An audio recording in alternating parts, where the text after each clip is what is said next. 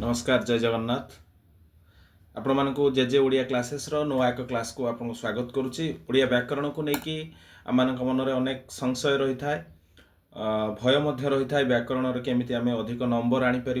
वास्तव में व्याकरण में जो मैंने भल करती अन्य पेपर में भल करने सुविधा होता है, कारण व्याकरण में गोटे फिक्स मार्क रही था। जो मार्कटा आम व्याकरण को भल भाव आयत्त करें आम से मार्कर अधिकारी होता है।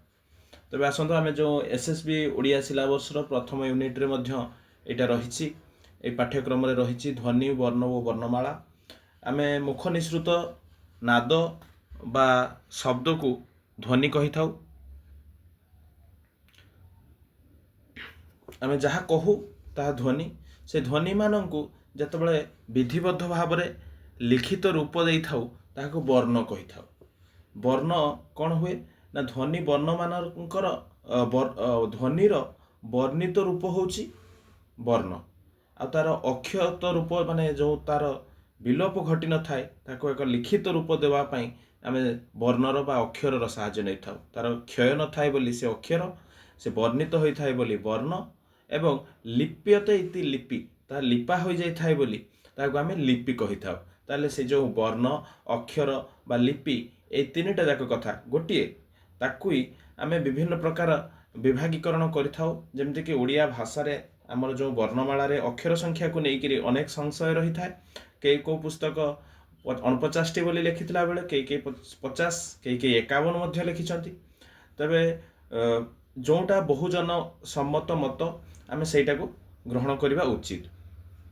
जमती कि आमर ओडिया भाषा रे 49 व्यंजन वर्ण रही बोली विभिन्न पुस्तक लिखिं एवं ताकू ही आम आधार करी आलोचना को आगक बढ़ेगा। ध्वनि मानकर लिखित रूप होछि वर्ण एवं से वर्ण को अक्षर बोली कहगला। तबे वर्णमाला जो अक्षर मानकर समाहार को वर्णमाला कहजिवो। से वर्णमाला रे केतोटी अक्षर रही ना आम ओडिया वर्णमाला रे रही सर्वमोट 49 अक्षर। केतोटी ना 49 अक्षर रही। आसन देखिबा से वर्णमाला रे 49 वर्ण जो रही अ ठारू अनुस्वार विसर्ग चंद्रबिंदु पर्यंत आम ताको विभिन्न पर्यायर आलोचना करवा, विभिन्न पर्यायर विभक्त करवा। जमती कि आम प्राथमिक भाव में ताको दुईटी भाग में विभक्त करा जायछि। गोटे होछि स्वर वर्ण आ गोटे होछि व्यंजन वर्ण। वर्ण मानकर विभागीकरण स्वर राजन्ते इति स्वर, जे निजे उच्चारित हो पारे ताको स्वर वर्ण कहते। तापरे आम से स्वर वर्ण को आम एमती सहजरे भी बुझीपर। अन्न वर्णर साहाय्य न नहीं जे उच्चारित हो पारे ताकू स्वरवर्ण कह जाए। से भले ओडिया भाषा रे स्वरवर्ण संख्या केते ना स्वरवर्ण संख्या होची 11टी। आम पूर्वर जो बही गुड़िक आसूला से 13टी लेखा ही आसूला, किए से सब गुड़िक बाद दि जाइए 11टी मात्र। कारण आउ जो दुईटी रहिले किए ना अ आ हर्षई दीर्घई हर्षौ दीर्घौ रु ए ओई ओ को बाद देला परे जो दुई जन रही जाउछन्ति किए ना दीर्घ रु। जो रु रु बोली आम पिला बेले शिखिथिले से दीर्घ रुर कौनसी ओडिया पुस्तक रे बा आउ व्यवहार नहीं। आउ जो रु बोली गोटे रोला ताकू तार व्यवहार नहीं। देखो ये जो रु एवं दीर्घ रु यार व्यवहार नहीं बोली आम पाखे बर्तमान 11टी स्वर वर्ण। तापर मुख गह्वर आउ जो स्वर वर्ण तार गोटे जानिबार उपाय होछि मुख गह्वर बागजंत्र दे स्वर वर्ण गुड़िक उच्चारित हैला बेले निर्बाधरे उच्चारित हुअन्ति। ए जो प्राणवायु आमे छाड़ी थाउ ता सहित ध्वनि उच्चारित होता है। से ध्वनि उच्चारित हैला बेले जेतबेले अबाधरे वायु निर्गत होता है सेतबेले स्वर वर्ण उच्चारित होइथान्ति। जेतबेले बाधा प्राप्त हो स्पर्श करी उच्चारित होता है सेतबेले व्यंजन वर्ण उच्चारित होइथान्ति।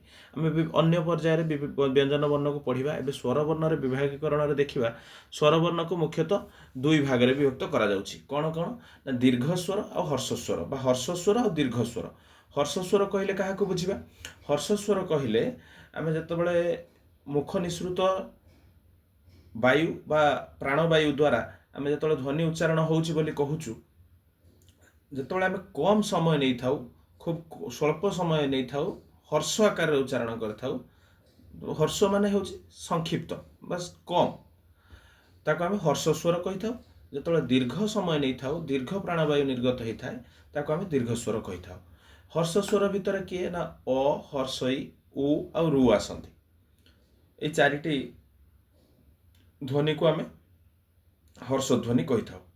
हर्ष स्वर ध्वनि देखो आम मन रखा सहज हम। वर्णमालार प्रथम वर्ण अ हूँ हर्ष, तापर हर्ष इ से निजे आसला बेले भी कहीदे जे मुझ हर्ष इ आउ हर्ष उ से मध्य हर्ष बोली कहीदे। दीर्घ उ तापर जो सब रु रोचे रु, तेणु आम अ हर्ष इ हर्ष उ आउ रु को आम हर्ष ध्वनि बोली जानीगलु। तापर दीर्घ स्वर किए आसुचंती, दीर्घ स्वर रे आ दीर्घ इ दीर्घ उ ए ओई उ ओ। आम ये चारिटा जाक ये जो रहिला आ दीर्घ इ, दीर्घ इ तो निजे कहूची से दीर्घ बोली, दीर्घ उ ए ओई उ ओ। एतिकी जो रहिला से रही चारोटी, ये बाकी 11टी रु जहाँ थिले 3 3 6 1 7 7 4 11 आमर 11टी स्वर वर्ण आम जानीपारू। ता भर हर्ष स्वर हेले ओ इ उ रु, आ दीर्घ स्वर हेले आ इ दीर्घ रु दीर्घ उ ए ओई उ ओ। ताले हर्ष दीर्घ रे दुई प्रकार भाग हो गला।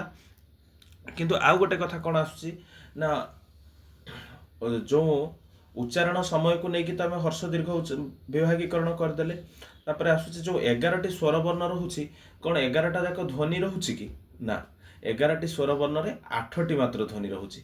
किए किए ना ओ आ आउ जो हर्ष इ दीर्घ आम कहूलु, किंतु से गोटे इ को ध्वनि आकार नवा आम इ केवल ओ आ इ, आ हर्ष दीर्घ जो कहूलु से गोटे मात्र इ नवा हर्ष। ताले ओ आ इ उ ए ओई उ ओ, ये हो गला 11टी स्वर वर्ण। जो स्वर वर्ण रे 8टी स्वर ध्वनि, 11टी स्वर वर्ण थिला, ये 8टी स्वर ध्वनि हो गले।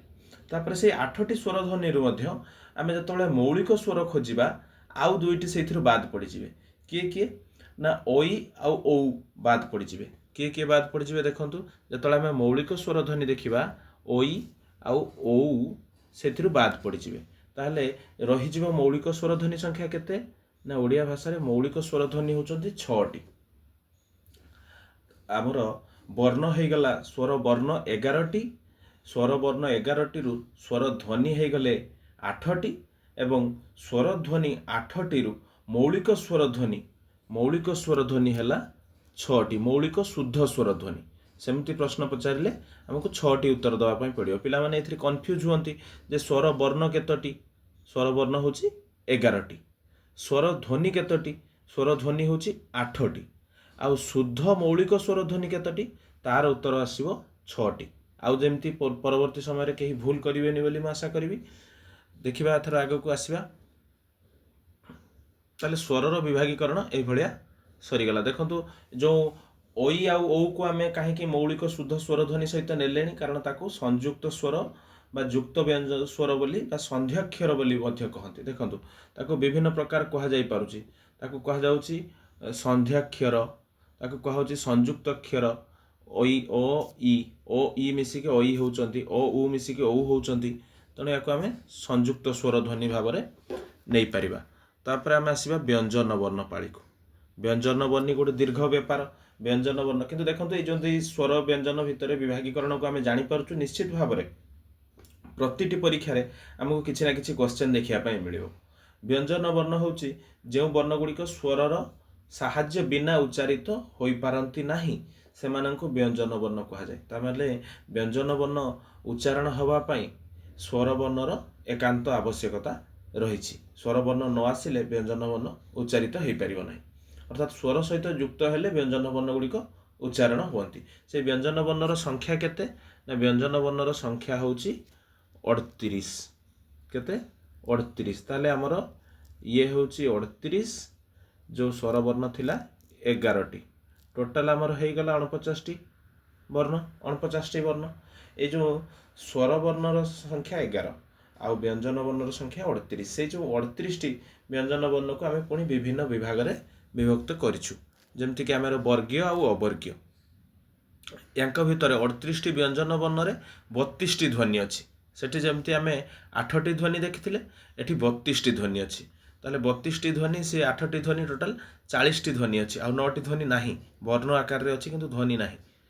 ତାହେଲେ ତାପରେ ଆମେ ଆସିବା এই ଯେଉଁ 38ଟି ବ୍ୟଞ୍ଜନ ବର୍ଣ୍ଣକୁ କେମିତି ବିଭାଗୀକରଣ କରାଯାଉଛି ଦେଖନ୍ତୁ। ଆମେ ସବୁବେଳେ କ୍ଷୟ ସମ୍ପର୍କରେ ବିଭିନ୍ନ ପ୍ରକାର ସଂଶୟ ଆସେ। କ୍ଷୟଟା ଏକ ବର୍ଣ୍ଣ କି ନୁହେଁ। ଦେଖନ୍ତୁ ଲେଖି ଦିଆହେଉଛି କ ଯୁକ୍ତ ମୂର୍ଧନ୍ୟ ସମାନ କ୍ଷୟ ହେଉଛି। ଏହାର ବ୍ୟବହାରିକ ବିଶେଷତ୍ୱ ହେତୁ ଏହାକୁ ସ୍ୱତନ୍ତ୍ର ବ୍ୟଞ୍ଜନ ବର୍ଣ୍ଣର ମାନ୍ୟତା ଦେବାକୁ କେତେକ ବୈୟାକରଣିକ ମତ ଦେଉଛନ୍ତି। ବ୍ୟଞ୍ଜନ ବର୍ଣ୍ଣର ବିଭାଗୀକରଣରେ ଆମେ ଆସିବା ଦେଖିବା ଯେଉଁ ରହୁଛି 25ଟି ରହୁଛି ବର୍ଗୀୟ ବର୍ଣ୍ଣ, ଯାହାକୁ ସ୍ପର୍ଶ ବର୍ଣ୍ଣ ମଧ୍ୟ କୁହାଯାଉଛି। ସ୍ପର୍ଶ ବର୍ଣ୍ଣ ଗୁଡ଼ିକ 5ଟି ବର୍ଗ ବା ଶ୍ରେଣୀରେ ବିଭକ୍ତ ହେଉଥିବାରୁ ବର୍ଗୀୟ ବର୍ଣ୍ଣ। 5ଟା ଯେଉଁ କଚଟ ତପ ବର୍ଗ ରହିଛି, ଆଉ ଅନ୍ତ୍ୟସ୍ତ ଜ ଠାରୁ ଚନ୍ଦ୍ରବିନ୍ଦୁ ପର୍ଯ୍ୟନ୍ତ 13ଟି ଅବର୍ଗୀୟ ବର୍ଣ୍ଣ। ତେଣୁ 49ଟି ରହିଥିଲା ସ୍ୱର ଆମର ଟୋଟାଲ ବର୍ଣ୍ଣ, ସେଇଥିରେ 11ଟି ସ୍ୱର ବର୍ଣ୍ଣ, 25ଟି ବର୍ଗୀୟ ବ୍ୟଞ୍ଜନ ଆଉ 13ଟି ଅବର୍ଗୀୟ ବ୍ୟଞ୍ଜନ। ଇଏ ଅବର୍ଗୀୟ ବ୍ୟଞ୍ଜନ ସଂଖ୍ୟା 38। ଦେଖନ୍ତୁ 25ଟି ବର୍ଗୀୟ ବ୍ୟଞ୍ଜନ କିଏ ଆମେ ଚିହ୍ନିବା। କ ବର୍ଗରେ ରହୁଛନ୍ତି କ ଖ ଗ ଘ ଙ, ଯେଉଁଟାକି କଣ୍ଠୀୟ ବର୍ଗ ଆମେ କହୁଛୁ। କଣ୍ଠରୁ ତାର ପ୍ରାଣବାୟୁ ଆସିଲା ବେଳେ ବାଧାପ୍ରାପ୍ତ ହେଇକରି ଆସୁଛି, ସ୍ପର୍ଶ କରିକରି ଆସୁଛି। ତେଣୁ କଣ୍ଠୀୟ ବର୍ଣ୍ଣ କ ଥିବାରୁ କଣ୍ଠୀୟ ବର୍ଣ୍ଣ ଆମେ ଭଲରେ ମନେ ରଖିପାରିବା। କ ଖ ଗ ଘ ଙ। ଦେଖନ୍ତୁ ଯେଉଁ ପଞ୍ଚମ ବର୍ଣ୍ଣ ଗୁଡ଼ାକ ରହୁଛି ଙ ବର୍ଣ୍ଣ, ଏସବୁ ନାସିକୀୟ ବର୍ଣ୍ଣ। କଣ୍ଠୀୟ ବର୍ଣ୍ଣର କ ବର୍ଗର ନାସିକୀୟ ବର୍ଣ୍ଣ ଯଦି କିଏ ପଚରାଯାଏ ସେ ହେବ ଙ। ତାପରେ ଚ ଛ ବର୍ଗେ ଜ ଝ ନିୟ। ତାଲବ୍ୟ ବର୍ଣ୍ଣ ଯେଉଁ ରହୁଛନ୍ତି ଚ ବର୍ଗରେ, କଣ୍ଠୀୟ ତାଲବ୍ୟ। ତାପରେ ରହିଛନ୍ତି ମୂର୍ଧନ୍ୟ ବର୍ଣ୍ଣ ଟ ଠ ଡ ଢ ମୂର୍ଧେଣ। ଦେଖନ୍ତୁ ୟାର ଯେଉଁ ବର୍ଗର ଶେଷ ବର୍ଣ୍ଣଟା ମୂର୍ଧେଣ ରହୁଛି, ସେ ମଧ୍ୟ ସୂଚନୀୟ ଦେଇଦେଉଛି ଯେ ମୁଁ ମୂର୍ଧନ୍ୟ ବର୍ଗର ବୋଲି। ସେଭଳି ଦନ୍ତ୍ୟ ବର୍ଗରେ ତ ଥ ଦ ଧ ଦନ୍ତେନ, ସେ ଦନ୍ତେନ ରହିକିରି ସେ କହିଦେଉଛି ଯେ ମୁଁ ଦନ୍ତ୍ୟ ବର୍ଗର ବା ଦନ୍ତେନ ବର୍ଣ୍ଣ। ପ ଫ ବ ଭ ମ, ଏ ମଧ୍ୟ ପ ଫ ବ ଭ ମ ହେଉଛି ଓଷ୍ଠ୍ୟ ବର୍ଣ୍ଣ, ଓଷ୍ଠ୍ୟ ବର୍ଗର। ଦେଖନ୍ତୁ ଇଏ 5 5 ହେଇକିରି 5 5 25, 25ଟି ବର୍ଣ୍ଣ ଏଇଠି ଆମର ବର୍ଗୀୟ ବିଭାଗରେ ରହିଗଲା।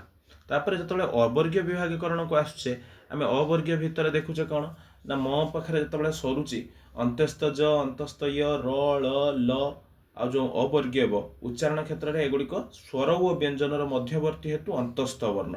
ଏସବୁ ଅନ୍ତସ୍ଥ ବର୍ଣ୍ଣ ଆମେ କହୁ ଅନ୍ତସ୍ଥ ଜ, ଅନ୍ତସ୍ଥ ୟ, ର ଳ ଲ ୱ, ଏସବୁ ସ୍ୱର ଆଉ ବ୍ୟଞ୍ଜନର ମଧ୍ୟବର୍ତ୍ତୀ ହେଇଥିବାରୁ ଏହାକୁ ଅନ୍ତସ୍ଥ ବର୍ଣ୍ଣ, ଏହାକୁ ଅର୍ଦ୍ଧସ୍ୱର ନାମରେ ମଧ୍ୟ ପରିଚିତ କରାଯାଏ। ବେଳେବେଳେ ଆମକୁ ଅପସନ୍ ଦେଇଥାଏ ନିମ୍ନୋକ୍ତ ମଧ୍ୟରୁ ଅର୍ଦ୍ଧସ୍ୱର କେଉଁଟାକୁ ଚିହ୍ନିବା ପାଇଁ। ତମେ ଦେଖିଦେବା ଯେ ଏଇ ବର୍ଣ୍ଣମାନଙ୍କ ଭିତରୁ କେହି ଅଛନ୍ତି କି ସିଏ ଅର୍ଦ୍ଧସ୍ୱର। ତାପରେ ଉଷ୍ମ ବର୍ଣ୍ଣ, ଯେଉଁ ତାଲବେଶ ମୂର୍ଧନ୍ୟାସ ଦନ୍ତେଶ, ଏଗୁଡ଼ିକ ଉଚ୍ଚାରଣରେ ମୁଖରୁ ଅଧିକ ଉଷ୍ମ ବା ଉଷ୍ମତା ନିର୍ଗତ ହେଇଥାଏ। ଆମେ ଯେତେବେଳେ ସ ତାଲବେଶ ମୂର୍ଧନ୍ୟାସ ଦନ୍ତେଶ ହ, ୟାକୁ ଯେତେବେଳେ ଉଚ୍ଚାରଣ କରୁ ଅଧିକ ଉଷ୍ମତା ନିର୍ଗତ ହେଉଥିବାରୁ ଏସବୁ ଉଷ୍ମ ବର୍ଣ୍ଣ।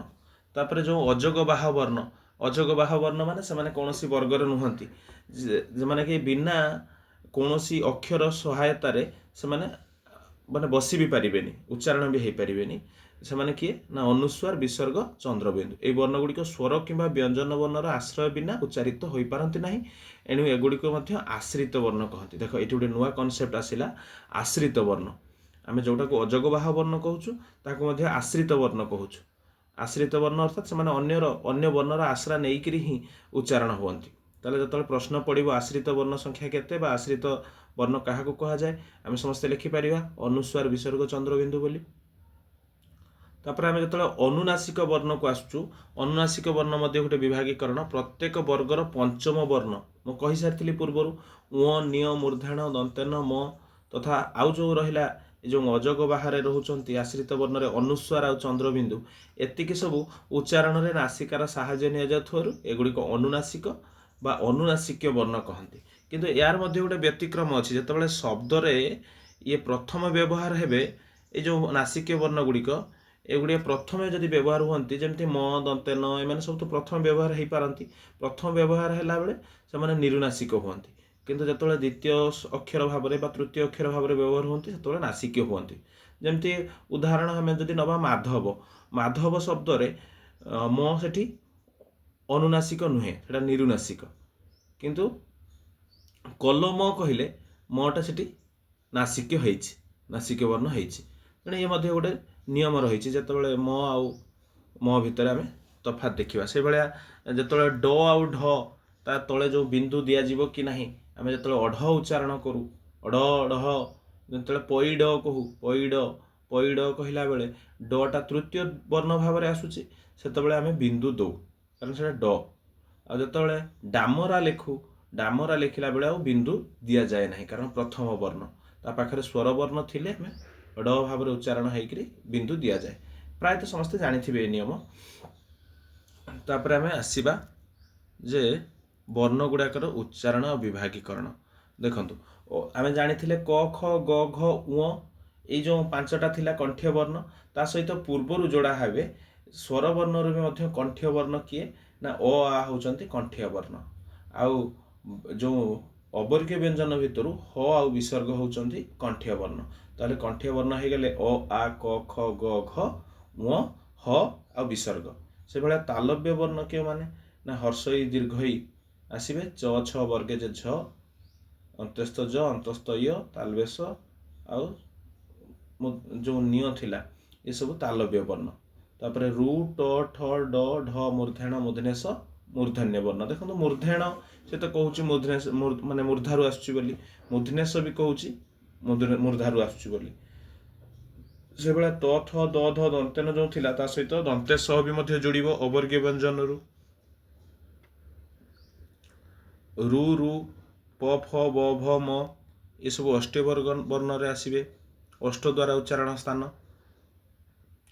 ओई ए ओई कंठ तालव्य वर्ण जदि पचारि दिए ए ओई होचंती कंठ तालव्य उ ओ होचंती कंठ्यष्ट वर्ण उ ओ कंठ और अष्ट द्वारा उच्चारण होची औ होची अंत्यस्थ ब जो अवर्ग्य ब दंत्यष्ठ होची अवर्ग्य ब आ मुख नासिक्य बा अनुनासिक्य वर्ण होचंती किए अनुस्वार आउ चंद्रबिंदु आउ उ निय मूर्धेण दंतेन म वर्गर पंचम वर्ण गुड़िक हूँ अनुनासिक वर्ण जोटा कंठु तालु और नासिकार उच्चारण हुए तापर आम देखिए व्यंजन वर्ण को से जो प्राणता दृष्टि दुई भाग में व्यक्त करा गोटे हूँ अल्प प्राण व्यंजन आ गोटे महाप्राण व्यंजन जमती स्वर वर्ण में आम विभागीकरण करते हर्षस्वर दीर्घस्वर से भाई एठी आसूची अल्प प्राण व्यंजन आ महाप्राण व्यंजन जो वर्ण मानकर उच्चारण अल्प प्राणवायु निर्गत हुए से अल्प प्राण व्यंजन कहते प्रत्येक वर्गर प्रथम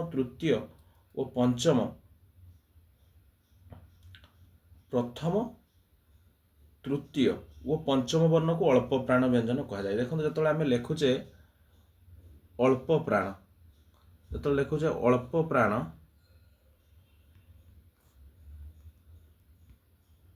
ये अटा को नहीं आसतु अजुग्म सब जी अजुग्म माने आमर प्रथमटा है अजुग्म वर्गर तृतीयटा है अजुग्म आउ पंचमटा है अजुग्म ताले ये सब अजुग्म गुड़ाक हूँ अल्प प्राण व्यंजन बुझीपारे मन रखिए प्रथम तृतीय और पंचम वर्ण हूँ अल्प प्राण व्यंजन अंतर्गत यथा अल्प प्राण हूँ क ग से अनुसार वर्गर जो मैंने सब आसवे आमर क च ज निय ट ड मूर्धेण जमती कंठ्य वर्गर किए किए आसवे क आसव ख नुहे ग आसव घ नुहे उ आसव क ग उ से भाया च जो परवर्ती वर्गर च ज निय ता परवर्ती ट ड मूर्धेण ता परवर्ती त द दंतेन ता परवर्ती प ब म ये सब आसला आउ किए आसवे ना अंत्यस्थ ज र ळ वरेब ये माने एतिकी सब हो गले अल्प प्राण व्यंजन अल्प प्राण व्यंजन गलापर महाप्राण जो थे प्राणवायु अधिक निर्गत हम बा अधिक समय आमको उच्चारण टी दीर्घ उच्चारण हम जो वर्ण मानकर उच्चारण में महाप्राण बा अधिक वायु प्राणवायु निर्गत हुए से महाप्राण व्यंजन कहती प्रत्येक वर्गर द्वितीय और चतुर्थ वर्ग वर्ण महाप्राण वर्णर अंतर्गत जो सब जुग्म गुड़िक रहा द्वितीय आ चतुर्थ वर्णटा वर्गर द्वितीय और चतुर्थ वर्ण हूँ आमर महाप्राण व्यंजन जमतीक ख घ छ झ ठ ढ थ ध फ भ एवं तालवेश मूर्धनेश दंतेश ह ତେଣୁ ଏଇ ଯେଉଁ ଆମର ତିନିଟା ଯାକ ସ ରହିଲା ତାଲବେଶ ମୁଦ୍ରେଶ ଦନ୍ତେଶ ଏସବୁ ହେଲେ ମହାପ୍ରାଣ, ଆଉ ହ ମଧ୍ୟ ମହାପ୍ରାଣ, ଏବଂ ବର୍ଗର ଦ୍ୱିତୀୟ ଓ ଚତୁର୍ଥ ବର୍ଣ୍ଣ ମଧ୍ୟ ମହାପ୍ରାଣ। ତାହେଲେ ଆମେ ଜାଣିପାରିବା ଆରାମସେ ଅଳ୍ପ ପ୍ରାଣ ଓ ମହାପ୍ରାଣ ବ୍ୟଞ୍ଜନ ଜାଣିପାରିବା। ତାପରେ ଦେଖନ୍ତୁ ଅଘୋଷ ବ୍ୟଞ୍ଜନ, ଆଉ ଗୋଟେ ବିଭାଗୀକରଣ ହେଉଛି ଅଘୋଷ ଓ ସଘୋଷ। ଯେଉଁ ମୁଖ ଗହ୍ୱରରେ କମ୍ପନ ସୃଷ୍ଟି ହୁଏ ଧ୍ୱନି ଉଚ୍ଚାରଣ କଲାବେଳେ, ସ୍ୱରତନ୍ତ୍ରୀରେ କମ୍ପନ ସୃଷ୍ଟି ହୁଏ, ସେଇ କମ୍ପନତାକୁ ନେଇକରି ଅଘୋଷ ଓ ସଘୋଷ ଆମେ ବିଚାର କରୁ। ଯେଉଁଥିରେ କମ୍ପନ ସୃଷ୍ଟି ହୁଏ ସେଟା ହେଉଛି ସଘୋଷ, ଯେଉଁଠି କମ୍ପନ ସୃଷ୍ଟି ହୁଏ ନାହିଁ ଘୋଷ ସହିତ ବର୍ତ୍ତମାନ ସଘୋଷ, ଘୋଷ ଯେଉଁଠି ନାହିଁ ସେଠି ଅଘୋଷ। ତାହେଲେ ଦେଖନ୍ତୁ ଅଘୋଷ ବ୍ୟଞ୍ଜନ କେଉଁ ଗୁଡ଼ାକ ନା ଯେଉଁ ବର୍ଣ୍ଣଗୁଡ଼ିକ ଉଚ୍ଚାରଣରେ ସ୍ୱରତନ୍ତ୍ରରେ କମ୍ପିତ ହୋଇନଥାଏ ସେଗୁଡ଼ିକୁ ଅଘୋଷ ବ୍ୟଞ୍ଜନ କହନ୍ତି। ପ୍ରତ୍ୟେକ ବର୍ଗର ପ୍ରଥମ ଓ ତୃତୀୟ ବର୍ଣ୍ଣ, ଯେଉଁଟା ପ୍ରଥମ ଓ ତୃତୀୟ ବର୍ଣ୍ଣ ତାହେଲେ ଆଉ ପ୍ରତ୍ୟେକ ବର୍ଗର ପ୍ରଥମ ଓ ଦ୍ୱିତୀୟ ବର୍ଣ୍ଣ, ପ୍ରଥମ ଦୁଇଟା, ପ୍ରଥମ ଓ ଦ୍ୱିତୀୟ ବର୍ଣ୍ଣ ହେଉଛନ୍ତି ଅଘୋଷ। ତଥା ଆଉ ତାଲବେଶ ମୁଦ୍ରେଶ ଦନ୍ତେଶ ହେଉଛନ୍ତି ଅଘୋଷ ବ୍ୟଞ୍ଜନ। ଯେଉଁ ତାଲବେଶ ମୁଦ୍ରେଶ ଦନ୍ତେଶ ଏଥିରେ ଘୋଷତ୍ୱ ନାହିଁ, ତାଲବେଶ ମୁଦ୍ରେଶ ଦନ୍ତେଶ ହେଲେ ଅଘୋଷ ଏବଂ ବର୍ଗର ପ୍ରଥମ ଦୁଇଟା ବର୍ଣ୍ଣ। ମୁଁ ପିଲାମାନଙ୍କୁ ମନେ ରଖିବା ପାଇଁ ସହଜ ହେବା ପାଇଁ ଗୋଟେ ଟ୍ରିକି ୱେରେ କହେ, ଗୋଟେ ଫନି ଟ୍ରିକି, ଯେ ଯେଉଁମାନେ 2 ଜଣ ଜଲ୍ଦି ଆସିବେ ସେମାନେ ଦାନ୍ତ ଘଷି ନଥିବେ, ସେମାନେ ଅଘୋଷ। ଯେଉଁମାନେ ପ୍ରଥମେ ଆସିଯାଇଛନ୍ତି 2 ଜଣ ମାନେ ବର୍ଗର ପ୍ରଥମ ଦୁଇଟା ବର୍ଣ୍ଣ ଅଘୋଷ, ସେମାନେ ଘଷି ନାହାନ୍ତି ଦାନ୍ତ, ସେମାନେ ଆଗେ ପଳେଇ ଆସିଛନ୍ତି, ତରତର ହେଇକରି ସ୍କୁଲ ବାହାରି ଆସିଛନ୍ତି। ଆଉ ଯେଉଁମାନେ ପରବର୍ତ୍ତୀ ସମୟରେ ଆସିବେ 2 ପରେ ଯେଉଁ ଆସିବେ 3, 4, 5 ସେମାନେ ଘୋଷ ବର୍ଣ୍ଣ, ସଘୋଷ ବ୍ୟଞ୍ଜନ। ଯେଉଁ ବର୍ଣ୍ଣଗୁଡ଼ିକ ଉଚ୍ଚାରଣରେ ସ୍ୱରତନ୍ତ୍ରୀ କମ୍ପିତ ହୋଇଥାଏ ସେଗୁଡ଼ିକୁ ସଘୋଷ ବ୍ୟଞ୍ଜନ କହନ୍ତି। ଦେଖନ୍ତୁ ଇଏ ଗୋଟେ ମନେ ରଖିବାର ଟ୍ରିକ୍, ଏଇଟା କେଉଁଠି ଲେଖିବେନି, ଏକ୍ଜାମରେ ଲେଖିବେନି, ଇଏ କେବଳ ମନେ ରଖିବେ। ଆପଣ କେମିତି ସହଜରେ ମନେ ରଖିବେ ସେପାଇଁ ମୁଁ କହୁଛି। ଯେଉଁ ଦୁଇଟା ଆଗେ ଆସିଯିବେ ପ୍ରଥମ ଓ ଦ୍ୱିତୀୟ ସେ ଅଘୋଷ, ଦାନ୍ତ ଘଷି ନାହାନ୍ତି, ବର୍ଗର ପ୍ରଥମ ଦୁଇଟା। ତାପରେ ଯେତେବେଳେ ତୃତୀୟ ଚତୁର୍ଥ ପଞ୍ଚମ ଆସୁଛନ୍ତି ସେମାନେ ସଘୋଷ। କିନ୍ତୁ ଏଇଟା ଘୋଷତ୍ୱକୁ ନେଇକରି ଆମେ ଜାଣୁଛେ, ମନେ ରଖିବା ପାଇଁ ମୁଁ ଏଇ ଟ୍ରିକ୍ କଥା କହିଲି। ପ୍ରତ୍ୟେକ ବର୍ଗର ତୃତୀୟ ଚତୁର୍ଥ ପଞ୍ଚମ ବର୍ଣ୍ଣ ଏବଂ ଅନ୍ତ୍ୟସ୍ତଜ ର ଳ ଅବର୍ଗୀୟ ବ ସଘୋଷ ବ୍ୟଞ୍ଜନ ଅଟେ। ତାପରେ ଡ଼ ଢ ଯେଉଁ କଥା ମୁଁ କହୁଥିଲି, ଡ଼ ଢ ଶବ୍ଦର ପ୍ରଥମ ଅକ୍ଷର ଡ଼ ଢ ହୋଇଥିଲେ ଯେଉଁ ଉଚ୍ଚାରଣ ହୁଏ ପରେ ଥିଲେ ଭିନ୍ନ ଉଚ୍ଚାରଣ ହୁଏ, ଯଥା ଡବା, ଡମରୁ, ଡାହାଣ, ବାଡ଼, ଗଡ଼, ସଡ଼କ। ତେଣୁ ଯେତେବେଳେ ଆମେ ବାଡ଼ କହୁଛୁ ଡ଼ ଡ଼ ବୋଲି ଉଚ୍ଚାରଣ କରୁଛୁ, କିନ୍ତୁ ଡବା କହିଲା ବେଳେ ଡ଼ ବୋଲି ଉଚ୍ଚାରଣ କରୁଛୁ, ଡ଼ ଡ଼ ଏଇ ବିଭିନ୍ନ ଭିନ୍ନ ଉଚ୍ଚାରଣ ଆସୁଛି। ତାପରେ ଆମେ ଆସିବା ଚ ତଳେ ଯେଉଁ ବିନ୍ଦୁ ଦିଆଯାଏ ତାହା ମଧ୍ୟ ଅଧ ବିନ୍ଦୁ ନାହିଁ, ଚରେ ଆମେ ଭୁଲରେ ଦେଇଥାଉ। ଙ, ନ୍ୟ, ମୂର୍ଦ୍ଧଣ, ଳ ଏଇ 4ଟି ବର୍ଣ୍ଣ ଶବ୍ଦର ପ୍ରଥମ ଅକ୍ଷର ରୂପେ ବ୍ୟବହୃତ ହୋଇପାରନ୍ତି ନାହିଁ। ଏ ଗୋଟେ ଆମ ବର୍ଣ୍ଣମାଳାର ବିଶେଷତ୍ୱ। ଯେଉଁ ବର୍ଣ୍ଣଗୁଡ଼ିକର ଙ, ନ୍ୟ, ମୂର୍ଦ୍ଧଣ, ଳ ଏଇ 4ଟି ବର୍ଣ୍ଣ ଶବ୍ଦର ପ୍ରଥମ ଅକ୍ଷର ରୂପେ ବ୍ୟବହୃତ ହୋଇପାରନ୍ତି ନାହିଁ। ମୋତେ ମଧ୍ୟ ଗୋଟେ ସାକ୍ଷାତକାରରେ ପଚରା ଯାଇଥିଲା ଏହି ପ୍ରଶ୍ନ, ଯେ ବର୍ଣ୍ଣମାଳାରେ କେଉଁ ବର୍ଣ୍ଣଗୁଡ଼ିକ ରହିଛନ୍ତି ଯେଉଁମାନେ ଶବ୍ଦର ପ୍ରଥମ ଅକ୍ଷର ହେଇପାରି ନାହାନ୍ତି ବା ଶବ୍ଦର ପ୍ରଥମ ଅକ୍ଷର ଭାବରେ ତାକୁ ବ୍ୟବହାର କରାଯାଇ ନାହିଁ। ଙ, ନ୍ୟ, ମୂର୍ଦ୍ଧଣ, ଳ ଯେକୌଣସି ଗୋଟେକୁ ଆମେ ଉତ୍ତର ଭାବରେ କହିପାରିବା। ଯେମିତି ଙ ଓ ନ୍ୟର ବ୍ୟବହାର ଖୁବ୍ କମ୍ ରହିଛି। ମୂର୍ଦ୍ଧଣରେ ଉଚ୍ଚାରଣର ଦନ୍ତେନ ହୋଇଥାଏ, ଯଥା କାରୁଣ୍ୟ ଆମେ ଲେଖୁ ମୂର୍ଦ୍ଧଣ ଲେଖୁ କିନ୍ତୁ ଉଚ୍ଚାରଣ କରୁ ଦନ୍ତେନ ଭାବରେ କାରୁଣ୍ୟ। ପର୍ଣ୍ଣ ଲେଖୁ କିନ୍ତୁ ପର୍ଣ୍ଣ ବୋଲି ଉଚ୍ଚାରଣ କରୁ, ତଣ୍ଟି। ଏଭଳି ସବୁ ରହିଛି।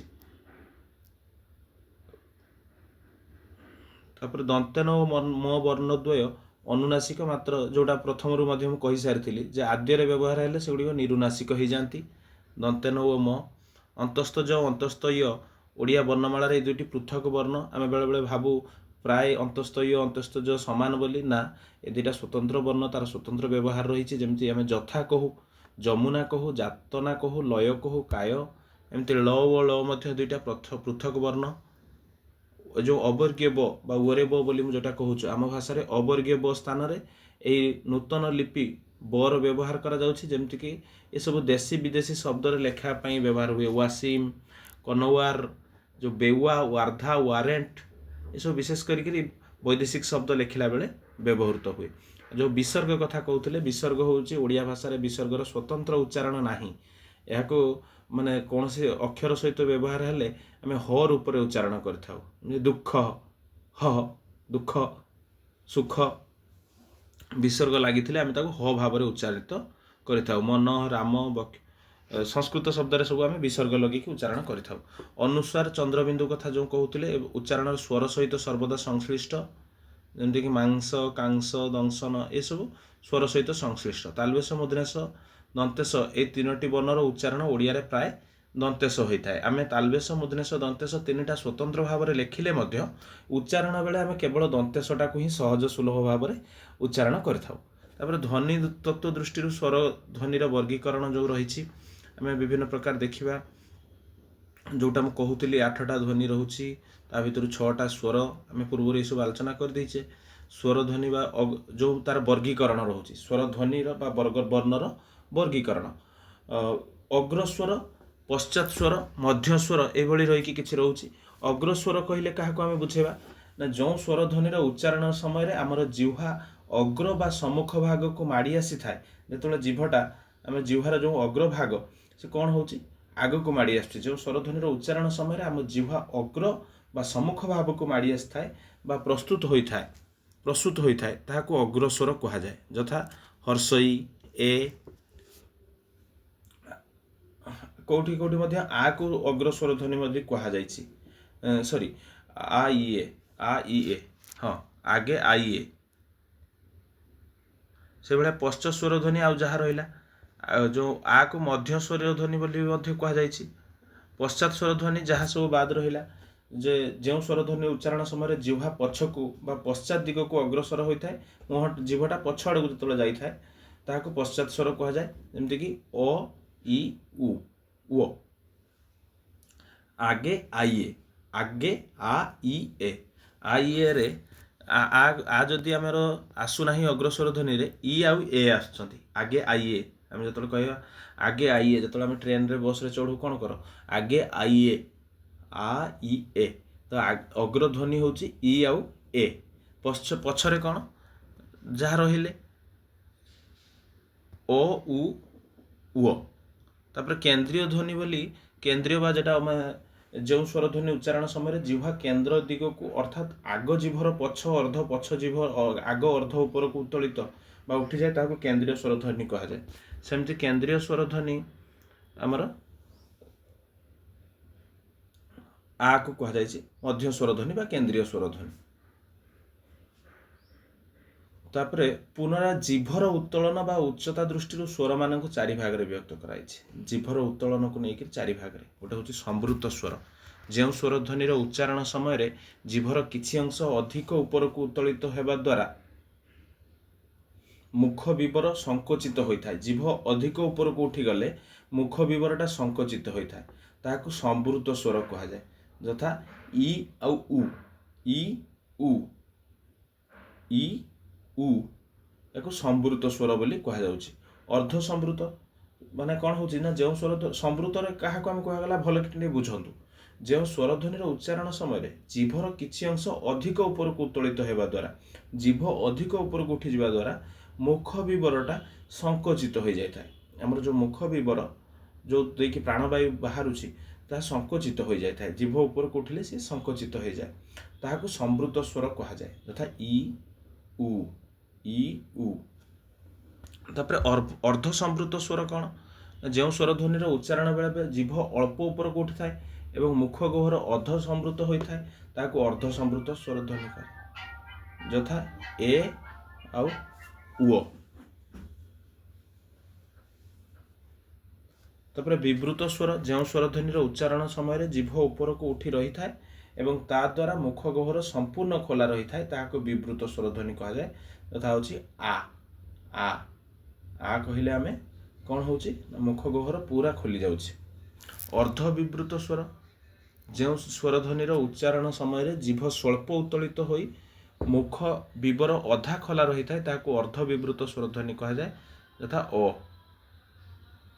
से भाया दुईटी ओठर अवस्थिति को लेकर स्वर ध्वनि को विभिन्न भाग दुई प्रकार भाग करा होछि। गोटे विवृताकार गलाकृति बा विवृताकार वृत्ताकार आ गोटे अगलाकृति। गोटे गलाकृति कौन, जो स्वर ध्वनिर उच्चारण बेले ओठ दुईटी गोलाकार बा वृत्ताकार रही थाए ताको वृत्ताकार स्वर ध्वनि कहा जाए। तथा उ कहला बेले देखंतु ये ओठर आकारटा हर्ष उ कहला बेले गोल हो जाउछि। आउ अवृत्ताकार बा अगोलाकार जो आम कहूँ आ ए कहला बेले ଏ फ्लाट हो जाऊँगी जो स्वरध्वनि उच्चारण कला बेले ओठ दुईटी अगलाकर आकार धारण करता है तेणु अवृत्ताकार वाली ताको कहुए स्वरध्वनि कहुए। तापर परवर्ती क्लास रे आमे आउ अन्य जिनस जानिबा जो दंत्य रही ओष्ठ्य रही ये सब आम पूर्वर पढ़ी सारीछु। रहुछि धन्यवाद। पुणी देखा आगामी क्लास रे। आपण माने क्लास को सपोर्ट करंतु, लाइक शेयर सब्सक्राइब निश्चित भाव में करंतु। निश्चित भाव में आपण मानक परीक्षा रे सहयोग करिवो ए वीडियो। आउ आगामी दिन रे कोन वीडियो आनिबो आपण माने कमेंट बॉक्स रे जणांतु। रहिली नमस्कार, जय जगन्नाथ।